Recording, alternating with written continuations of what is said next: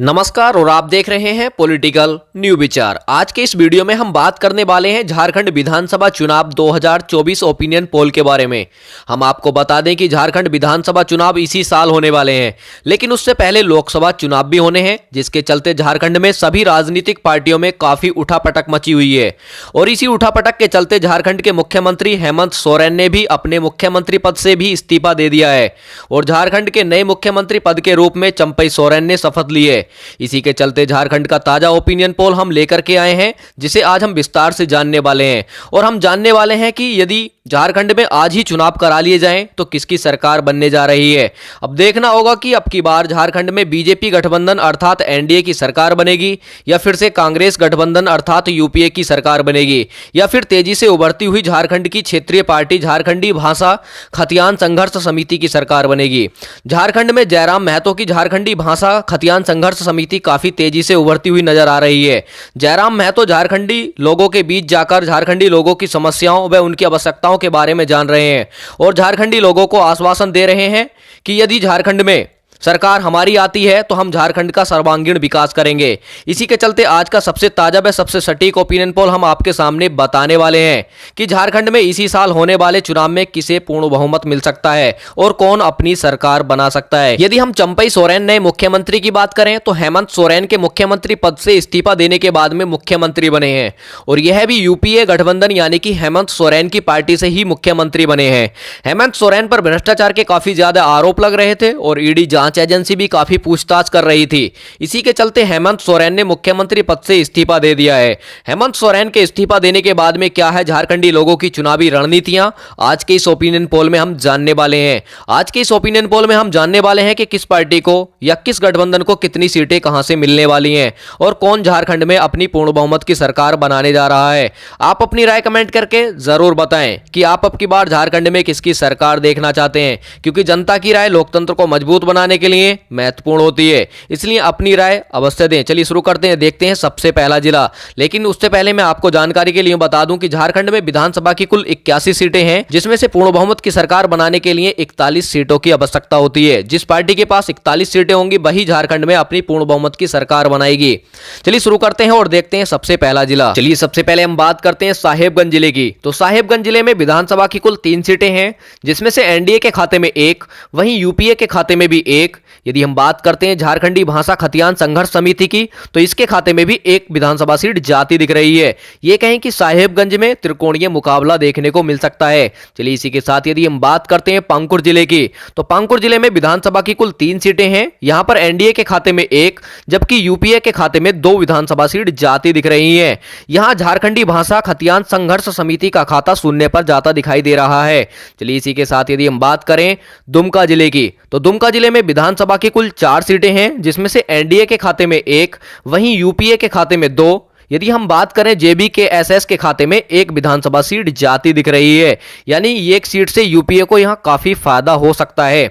चलिए इसी के साथ यदि हम बात करते हैं जामताड़ा जिले की, जामताड़ा जिले में विधानसभा की कुल 2 सीटें हैं, जिसमें से एनडीए के खाते में 1, यूपीए का खाता यहां पर शून्य पर नजर आ रहा है, जबकि जेबी के एसएस के खाते में भी 1 विधानसभा सीट जाती दिख रही है। जामताड़ा जिले में यूपीए को नुकसान का सामना करना पड़ सकता है। चलिए इसी के साथ यदि हम बात करें देवघर जिले की, तो देवघर जिले में विधानसभा की कुल 3 सीटें हैं, जिसमें से एनडीए के खाते में 1, वहीं बात करें हम यूपीए की तो यूपीए के खाते में 2 विधानसभा सीट जाती दिख रही हैं। यदि हम बात करते हैं झारखंडी भाषा खतियान संघर्ष समिति की, तो इसका खाता शून्य पर नजर आ रहा है, यानी कि यूपीए को यहां फायदा होता नजर आ रहा है। चलिए इसी के साथ यदि हम बात करते हैं गोंडा जिले की, तो गोंडा जिले में विधानसभा की कुल 3 सीटें हैं, जिसमें से एनडीए के खाते में भी 1, यूपीए के खाते में भी 1। यदि बात करें हम झारखंडी भाषी खतियान संघर्ष समिति की, तो इसके खाते में भी 1 विधानसभा सीट जाती दिख रही है।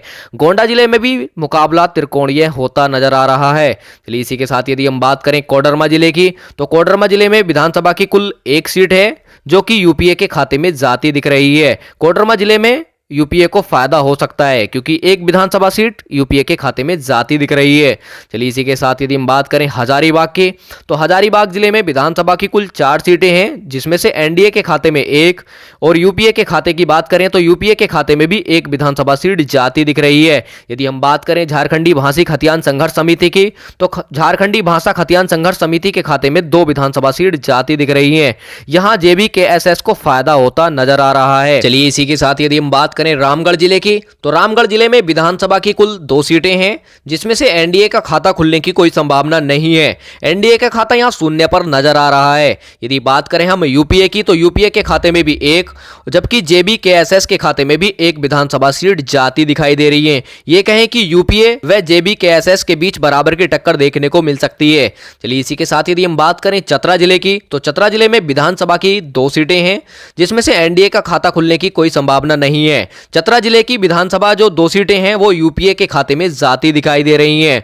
यहां पर यूपीए को काफी फायदा होता मिलता नजर आ रहा है। चलिए इसी के साथ यदि हम बात करें गिरिडीह की, तो गिरिडीह जिले में विधानसभा की कुल 6 सीटें हैं, जिसमें से एनडीए के खाते में भी 1। वहीं बात करें हम यूपीए की, तो यूपीए के खाते में भी 2 विधानसभा सीट जाती दिखाई दे रही हैं। यदि हम बात करते हैं झारखंडी भाषा खतियान संघर्ष समिति की, तो यहां इसके खाते में 3 विधानसभा सीट जाती दिखाई दे रही हैं। ये कहें कि गिरिडीह जिले में जेबीकेएसएस को काफी फायदा होता नजर आ रहा है। चलिए इसी के साथ यदि हम बात करें बोकारो जिले की, बोकारो जिले में विधानसभा की कुल 4 सीटें हैं, जिसमें से एनडीए के खाते में 1, वहीं यूपीए के खाते में 1 व जेबीकेएसएस के खाते में 2 विधानसभा सीट जाती दिखाई दे रही हैं। इस प्रकार हमने 37 विधानसभा सीटों का सर्वे विस्तार से जाना, जिसमें से देखा जा रहा है कि एनडीए के खाते में 9, वहीं बात करें हम यूपीए की, तो यूपीए के खाते में 16, जबकि बात करते हैं हम जेबीकेएसएस के खाते में 12 विधानसभा सीट जाती दिखाई दे रही हैं। इस प्रकार यूपीए काफी बढ़त बनाए हुए चल रहा है। चलिए आगे देखते हैं और देखते हैं अगला जिला। अगला जिला आता है हमारा धनबाद। धनबाद जिले की बात करें तो विधानसभा की कुल 6 सीटें हैं, जिसमें से एनडीए के खाते में 1, वहीं यूपीए के खाते में 1। यदि हम बात करते हैं झारखंडी भाषा खतियान संघर्ष समिति की, तो इसके खाते में 4 विधानसभा सीट जाती दिखाई दे रही हैं। जेबीकेएसएस को यहां पर फायदा होता नजर आ रहा है। चलिए इसी के साथ यदि हम बात करें पूर्व सिंहभूमि की, तो पूर्व सिंहभूमि में विधानसभा की कुल 6 सीटें हैं, जिसमें से एनडीए व यूपीए के बीच बराबर की टक्कर देखने को मिल सकती है।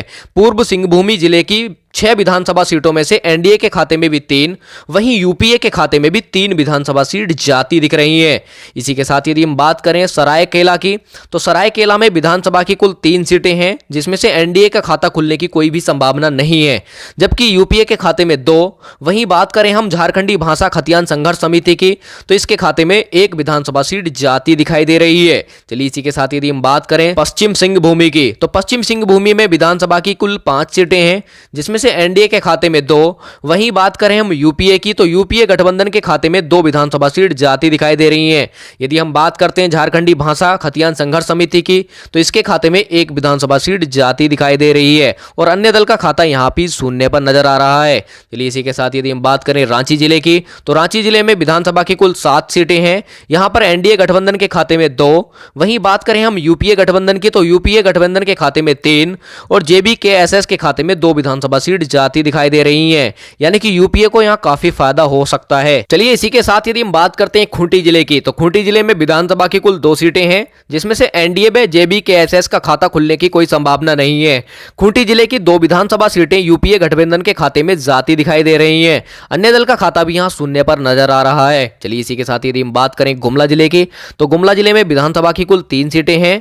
यहां पर एनडीए के खाता खुलने की कोई संभावना नहीं है। एनडीए का यहां सुपड़ा साफ होता नजर आ रहा है। गुमला जिले की 3 विधानसभा सीटों में से यूपीए गठबंधन के खाते में 1। वहीं बात करें हम झारखंडी भाषा खतियान संघर्ष समिति की, तो इसके खाते में 2 विधानसभा सीट जाती दिखाई दे रही हैं। अन्य दल का खाता यहां भी शून्य पर नजर आ रहा है। चलिए इसी के साथ यदि हम बात करें सिमडेगा की, तो सिमडेगा जिले में विधानसभा की कुल 2 सीटें हैं। यहां भी एनडीए का खाता खुलने की कोई संभावना नहीं है। एनडीए का यहां पर भी सुपड़ा साफ होता नजर आ रहा है, जबकि सिमडेगा जिले की 2 विधानसभा सीटों में से यूपीए गठबंधन के खाते में भी 1। वहीं बात करें हम झारखंडी भाषा खतियान संघर्ष समिति की, तो इसके खाते में भी 1 विधानसभा सीट जाती दिखाई दे रही है। चलिए इसी के साथ यदि हम बात करें लोहरदगा की, तो लोहरदगा जिले में विधानसभा की कुल 1 सीट है, जो कि यूपीए गठबंधन के खाते में जाती दिखाई दे रही है। यहां पर एनडीए व जेबीकेएसएस का खाता खुलने की कोई संभावना नहीं है। यहां पर अन्य दल का खाता भी शून्य पर नजर आ रहा है। चलिए इसी के साथ यदि हम बात करें लातेहार की, तो लातेहार जिले में विधानसभा की कुल 2 सीटें हैं, जो कि एनडीए का खाता खुलने की कोई संभावना नहीं है। लातेहार जिले की 2 विधानसभा सीटों में से यूपीए गठबंधन में जेबीकेएसएस के बीच बराबर की टक्कर देखने को मिल सकती है। लातेहार जिले की 2 विधानसभा सीटों में से यूपीए के खाते में भी एक, वहीं बात करें हम झारखंडी भाषा खतियान संघर्ष समिति के खाते में भी एक विधानसभा सीट जाती दिखाई दे रही है। चलिए इसी के साथ यदि हम बात करें पलामू जिले की, तो पलामू जिले में विधानसभा की कुल 5 सीटें हैं, जिसमें से एनडीए गठबंधन के खाते में 3, जबकि यूपीए गठबंधन के खाते में 2 विधानसभा सीट जाती दिखाई दे रही हैं। पलामू जिले में जेबीकेएसएस को यहां काफी झटका लग सकता है, यानी कि जेबीकेएसएस का खाता यहां शून्य पर नजर आ रहा है। चलिए इसी के साथ यदि हम बात करें गढ़वा जिले की, तो गढ़वा जिले में विधानसभा की कुल 2 सीटें हैं, जिसमें से एनडीए के खाता खुलने की कोई संभावना नहीं है। गढ़वा जिले की 2 विधानसभा सीटों पर यूपीए व जेबीकेएसएस के बीच बराबर की टक्कर देखने को मिल सकती है। गढ़वा जिले की 2 विधानसभा सीटों में से यूपीए के खाते में भी एक, वहीं हम बात करें झारखंडी भाषा खतियान संघर्ष समिति के खाते में भी एक विधानसभा सीट जाती दिखाई दे रही है। यहां अन्य दल का खाता शून्य पर नजर आ रहा है। इस प्रकार हमने झारखंड की 81 विधानसभा सीटों का सर्वे विस्तार से जाना, जिसमें से देखा जा रहा है कि एनडीए के खाते में 20, वहीं बात करें हम यूपीए गठबंधन की, तो यूपीए गठबंधन के खाते में 36 विधानसभा सीट जाती दिखाई दे रही हैं। यदि हम बात करते हैं झारखंडी भाषा खतियान संघर्ष समिति की, तो यहां पर 25 सीटें जाती दिखाई दे रही हैं। और मैंने आपको पहले ही बताया था कि किसी भी पार्टी को झारखंड में पूर्ण बहुमत की सरकार बनाने के लिए 41 सीटों की आवश्यकता होती है, जबकि देखा जा रहा है कि यूपीए गठबंधन पूर्ण बहुमत से काफी करीब है। अब देखना होगा कि अब की बार झारखंड में पूर्ण बहुमत की सरकार कौन बना पाएगा, या जेबीकेएसएस किसके साथ जाएगा, एनडीए के साथ जाएगा या यूपीए के साथ जाएगा। जेबीकेएसएस निर्भर करेगा कि अब की बार कौन झारखंड में सरकार बनाने में कामयाब होगा। और आप अपनी राय कमेंट करके जरूर बताएं कि अब की बार झारखंड में किसकी सरकार बननी चाहिए और किसकी आप बनते देखना चाहते हैं। कमेंट करके जरूर बताएं, क्योंकि जनता की राय लोकतंत्र को मजबूत बनाने के लिए महत्वपूर्ण होती है, इसलिए अपनी राय अवश्य दें। चलिए मिलते हैं अगले ओपिनियन पोल में अलग राज्य का। धन्यवाद।